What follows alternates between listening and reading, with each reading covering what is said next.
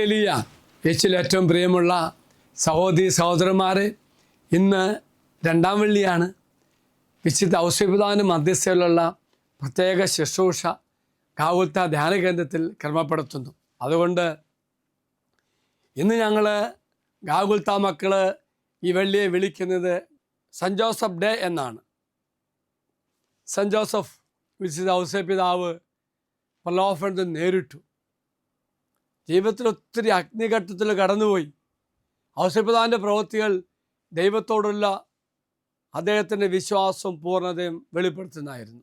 വിശുദ്ധ ഔസേപ്പിൻ്റെ സൽഗുണങ്ങളെക്കുറിച്ച് കത്തോലിക്ക സഭയുടെ മതബോധ ഗ്രന്ഥം ഔസേപ്പിതാവ് നല്ലവനും നന്മയും നിറഞ്ഞ മനുഷ്യനായി എടുത്തു കാണിക്കുന്നു.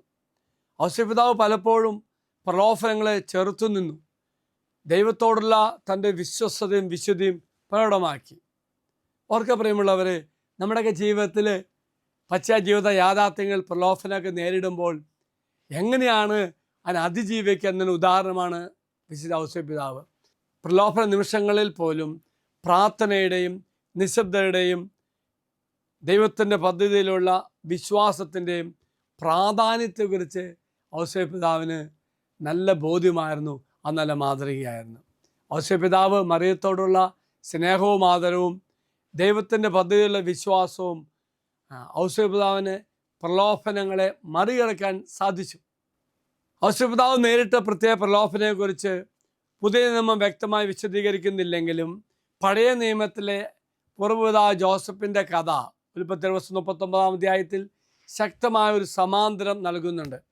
പ്രലോഭനത്തെ ചെറുക്കുവാനും ദൈവത്തോട് വിശ്വാസം പുലർത്തുവാനുള്ള അദ്ദേഹത്തിനുള്ള വലിയ ദൈവത്തിൻ്റെ ശക്തി കാണിക്കുന്നുണ്ട്. ജോസഫിൻ്റെ അനുസരണം, സ്വപ്നങ്ങൾ വെളിപ്പെടുത്തിയതുപോലെ ദൈവഹിതത്തോടുള്ള ജോസഫിൻ്റെ അനുസരണം, ഔസേപ്പിതാവ് മറിയത്തെയും യേശുവിനെയും പരിചരിച്ചതിലെ അദ്ദേഹത്തിൻ്റെ പ്രവർത്തനങ്ങളും ദൈവത്തിൻ്റെ പദ്ധതിയിലുള്ള അദ്ദേഹത്തിൻ്റെ പ്രതിബദ്ധതയും വെളിപ്പെടുത്തുകയാണ്. വീണ്ടും അവർക്ക് പ്രിയമുള്ളവരെ, ഇന്ന് നമ്മൾ ഔസേപ്പിതാവിനെ പറ്റി ചിന്തിക്കുമ്പോൾ മനുഷ്യാവതാരത്തിൻ്റെ ഔസേപ്പിതാവിൻ്റെ പങ്ക്, മറിയത്തെയും യേശുവിനും സംരക്ഷകനും ആയി എപ്പോഴും ഔസേപ്പിതാവ് മാറുക, അത് നിർണായകമായ ഒന്ന് ഔസേപ്പിതാവിൻ്റെ ജീവിതത്തിൽ നാം കാണുന്നുണ്ട്. പ്രിയമുള്ള സഹോദരങ്ങൾ, നമ്മുടെ ജീവിതവും ഇതുപോലുള്ള പ്രലോഭനങ്ങൾ വീഴുകയും ചെയ്യുമ്പോൾ നമുക്ക് വിശുദ്ധ ഔസേപ്പിതാവിൻ്റെ മധ്യസ്ഥം പ്രാർത്ഥിക്കാം. ജോസഫിൽ കണ്ട, വിശുദ്ധ ഔസേപ്പിതാവിൽ കണ്ട എല്ലാ ഗുണങ്ങളും സ്വന്തമാക്കാൻ നമുക്ക് പ്രാർത്ഥിക്കാം.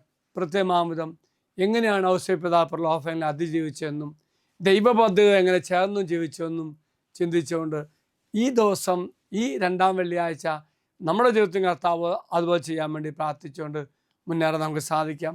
തീർച്ചയായിട്ടും നിങ്ങൾ ഗാഗുൽത്തായ്ക്ക് വരണം. രണ്ടാം വെള്ളിയാണ്. ഒപ്പം ലോകത്തിൻ്റെ വിവിധ ഭാഗത്തിരുന്നുകൊണ്ട് ഈ ശുശ്രൂഷ പങ്കെടുക്കുന്ന മക്കളും തീർച്ചയായിട്ടും ഔസേപ്പിതാവിൻ്റെ മധ്യസ്ഥയിൽ യഥാർത്ഥമായ ജീവിതത്തിൽ നേരിടുന്ന സഹനങ്ങളും പ്രലോഭനങ്ങളും മറികടക്കാൻ സാധിക്കുന്ന ഒന്നായി ഈ ദിവസം മാറട്ടെ എന്ന് അച്ഛൻ പ്രത്യേകം പ്രാർത്ഥിക്കുന്നു. എല്ലാവരും കർത്താവ് അനുഗ്രഹിക്കട്ടെ. നമ്മുടെ കർത്താവായ ശമിശാകൃപയും പിതാവായ ദൈവത്തിൻ്റെ സ്നേഹവും പരിശുദ്ധാത്മാവിൻ്റെ സഹവാസം കൂടെ ഉണ്ടായിരിക്കട്ടെ, ഇപ്പോഴും എപ്പോഴും എന്നേക്കും. ആമേൻ. ഒരു നല്ല ദിവസം എല്ലാവർക്കും ആശംസിക്കുന്നു.